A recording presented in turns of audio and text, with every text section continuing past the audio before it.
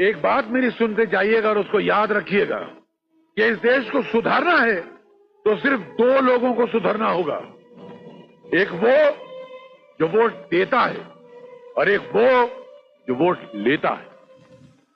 मगर अब जब यहां आया हूं तो मेरी समझ में नहीं आ रहा है कि मैं क्या कहूं, क्यों कहूं और किससे कहूं।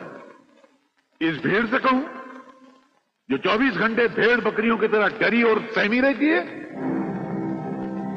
जो देश की रक्षा करना तो दूर की बात है, अपनी मां बहन और बेटियों की रक्षा नहीं कर सकते। हाथ फैलाकर ऐसे लोगों से वोट क्या मांगूं जो खुद पिछले 50 साल से भिखारियों की तरह हाथ फैलाए हुए बैठे। ऐसे बुज़दिल लोग जिनके जमीर मर चुके हैं, जो जुल्म सह सहकर जमीन दोस्त होते जा रहे हैं, ऐसों से मैं क्या वोट मांगूंगा। जिनके मर्दों में, जिनके नौजवानों में मर्दों से कम और औरतों की झलक ज्यादा नजर आती है, ऐसे नपुंसक लोगों के वोट मुझे नहीं चाहिए। मैं जानता हूं कि अगर मैं तुम्हारे हक के लिए किसी लड़ाई के मैदान में कूदा तो बुज़दिलों सबसे पहले तुम दबाकर भाग जाओगे। मुझे ऐसे नामर्दों के वोट नहीं चाहिए।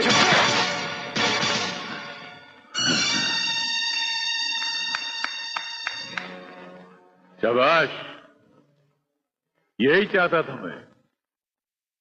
अब मुझे परवाह नहीं है कि मुझे वोट मिले या ना मिले, मैं जीतूं या हारूं, मुझे इसकी कोई परवाह नहीं है। मगर जो मैं चाहता था मेरा वो काम हो गया। मैं चाहता था तुम्हारे मुर्दा जमीर जिंदा हो, तुम्हारे मन की सोई हुई आग जागे, अपने अंदर रक्षा करने का जज्बा पैदा हो। उसके आसार इस चप्पल से नजर आ गए और मैं कसम से कहता हूं कि यही जज्बा अगर हिंदुस्तान के हर मर्द, हर औरत, हर बूढ़े, हर बच्चे की दिल में पैदा हो जाए तो तुम पर जुल्म करने वाले, तुम्हारे साथ बेइंसाफी करने वाले, तुमको धोखा देने वालों के मुंह पर सुबह शाम चप्पलों की बारिश होगी। मेरे दोस्तों, एक बात मेरी सुनते जाइएगा और उसको याद रखिएगा कि इस देश को सुधारना है तो सिर्फ दो लोगों को सुधारना होगा। एक वो जो वोट देता है और एक वो जो वोट लेता है। अगर ये दोनों सुधर गए तो भारत सुधर गया। शुक्रिया।